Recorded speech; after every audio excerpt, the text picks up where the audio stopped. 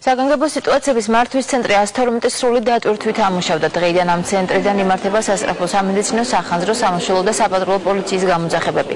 გვიანღა ამ ცენტრის საქართველოს პრეზიდენტმა დაათვალიერა და თანამშრომლებთაც გაესაუბრა. მართვის ცენტრის მუშაობის დეტალები მიხეილ სააკაშვილს თბილისის მერმა და ცენტრის ხელმძღვანელმა ერთად გააცნეს. პრეზიდენტი ცენტრის თანამშრომლების სამუშაო გრაფიკით, მოვალეობებით და ანაზღაურებით დაინტერესდა.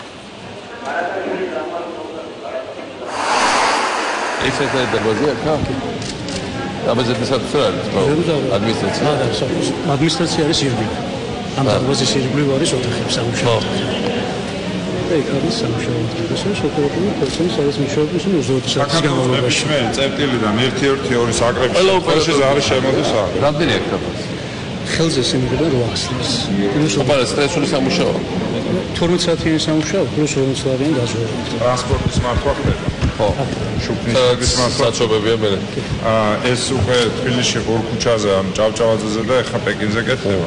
ეგ არის ავტომატური მართვა, სადაც დიდი საცობია ნაკადი, იმას კომპიუტერი უცვლის პროგრამას და ატარებს. ეხა ეგ მთელ თბილისზე გავწევდა. თავიდან ის ჰქონდა, რომ მთელი საქართველოსთან რამდენად მოხდებოდა მთელი საქართველოს მზარების მიღება და დისტრიბუცია. თავისუფლად ეხო ყველაფერი. და რა განსხვავებაა დღევანდელ საქართველოს და ვარდების რევოლუციამდელ საქართველოს შორის? სასწრაფოს რო გამოიძახებდი, იყო სასწრაფოს ბევრი ნომერი. კერძო სასწრაფოები იყო. თან სიტყვაზე მანქანა რო დაგჯახებოდა ქუჩაში.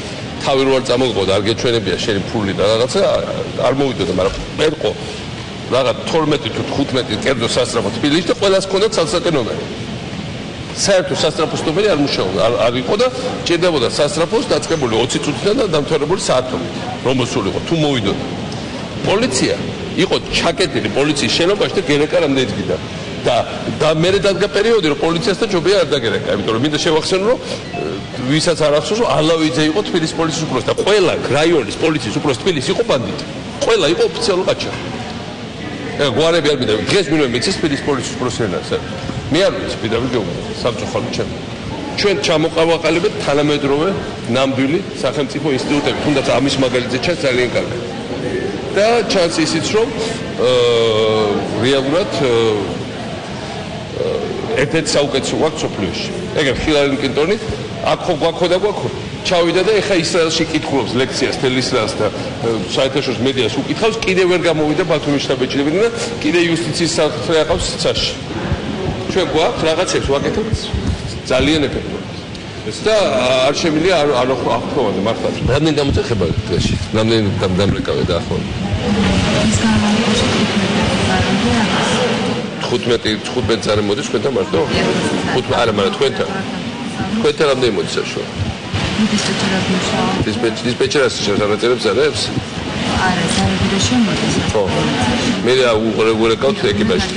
მაგრამ ვის ეკიპაჟებს რო გქვა, პოლიციის თუ სასწრაფოების? სასწრაფოს მუშაობ. საშუალო სასწრაფო რამდენი ხანში მიდის ახლა? როგორად?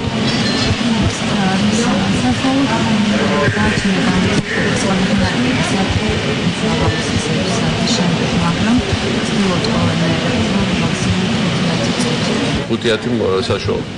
პოლიცია ამ ხანში მიდის.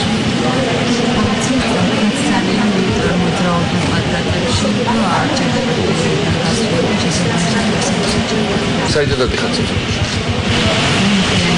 მოხედრით თქვენი მოხედრით. მოხედრით რომ მეკოშ ხარ? მანდ ხა პარკი გეთება თქვენ და დუმბაც ვერ გეთება ძალიან მომწონს ამასიათო.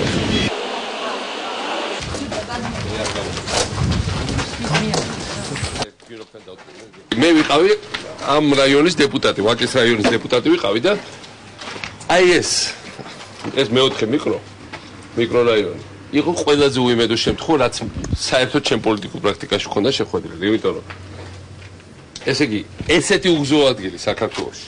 სადაც აი გზა თუ როდესმე საერთოდ როდის მოვიდოდა საიდანვე ქვემოდა იქიდან გამოსასვლელი იყო და მარშრუტკები აჩერებდნენ, ნუ ავტობუსები ხო არ იყო და არ იყო და მარშრუტკები აჩერებდნენ, სადღაც ხრამი იყო კორპუსებამდე და ხრამის იქით და ხრამი მე უნდა გადმოელახა თუ ადამიანი ოდნავ მაინც უჭირდა სიარული აქ სახლიდან ჯობდა არ გამოსულიყო. ინფრასტრუქტურა გარშემო იყო, ყველა ის უნდა რაც შეიძლება იყოს. ეხლა გზა ნახეთ, მოდის ეს ხომ მოდის და მოდის ეს უმაგრესი გზა არის. რამდენჯერმე ამოვიარე ბოლო ხანებში და მე თვითონ პირი დავჩენი ხარისხიანია და ამის გარდა შემდეგ ეს გზა ლუცულის პლატოების გავლით აღარულია უკვე ძირითადად ტრასაზე გადავლენ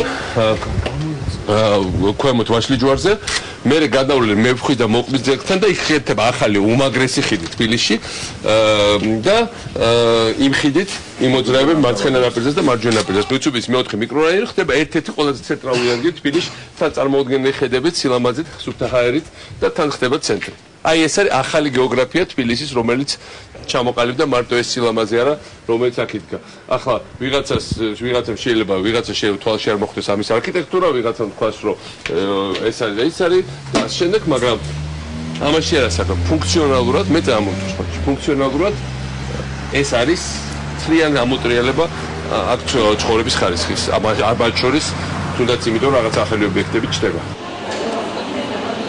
საგანგებო სამსახურის ცენტრი უკვე ერთი თვეა რაც ახალ შენობაშია განთავსებული აგაერთიანებულია სახანძრო სამაშველო სასწრაფო და საპატრულო სამსახურები სამივე სამსახურთან დაკავშირება მოსახლეობას 24 საათის განმავლობაში ერთი ნომრის 112 საკრაფით შეუძლია ნომერზე დარეკვა საქართველოში მოქმედი ყველა ფიქსირებული და მობილური სატელეფონო ქსელიდან არის შესაძლებელი ზარი უფასოა და დარეკვა მობილური ტელეფონის ორ მხრივად გათიშვის თუ სიმბარათის არარსებობის შემთხვევაშიც არის შესაძლებელი ეს სამსახური ევროპული 112-ის და ამერიკული 911-ის ანალოგია ახლად გახსნილ ცენტრში 300-მდე ადამიანია დასაქმებული. ქვეყანაში დამკვიდრა განცდა უსაფრთხოების თბილისის ნებისმიერ უბანში და ამ თვალსაზრისით არ არსებობს არც პერიფერია, არც ცენტრი, იმიტომ რომ ყველა პერიფერია ცენტრია და ყველა ცენტრი პერიფერია, ეს სწორედ განპირობებულია იმ განცდით, რომ ქალაქის ყველა კუთხე კუნძულში ადამიანს აქვს უსაფრთხოების განცდა. ეს ცენტრი არის ამ უსაფრთხოების ერთგვარი გამტარი. ამ თვალსაზრისით მე მიმაჩნია რომ ძალიან მნიშვნელოვანი სიახლეა ისე როგორც ინსტიტუციური ასევე აი ამ განცდის აი უსაფრთხოების განცდის სასამაღლებად რომელიც საფუძველია ნებისმიერი განვითარების სადაც არ არის მოქალაქეებს არ აქვს უსაფრთხოების განცდა არ ვითარდება ბიზნესი არ ვითარდება არაფერი ამიტომ ეს არის საფუძველი ამ კუთხით მე ვთვლი რომ მიმაჩნია რომ ძალიან მნიშვნელოვანი სიახლეა სამსახური არის წინვალი მაგალითი კოორდინირებული მუშაობისა სხვადასხვა უწყებების, სხვადასხვა სამინისტროების, სხვადასხვა მმართველობის ორგანოების და აქ არის ერთობლივი კოორდინირებული მუშაობა, რაც საბოლოო ჯამში მისი მიზანიც არის საბოლოო ჯამში გაზარდოს ეფექტურობა მომსახურეობის. ამ სამსახურის შექმნით ჩვენი ამოცანა უახლოეს ორ თვეში საქართველოში პრაქტიკულად აღარ არსებობდეს. პიკის საათების პრობლემები მოგეხსენებათ, რომ ხშირად პიკის საათებში ცალკე აღებულ ამ დაწესებულებში როგორც არის პატრული, სასწრაფო, მაშველებში და ასე შემდეგ, პიკის საათებში იყო გარკვეული შეფერხებები.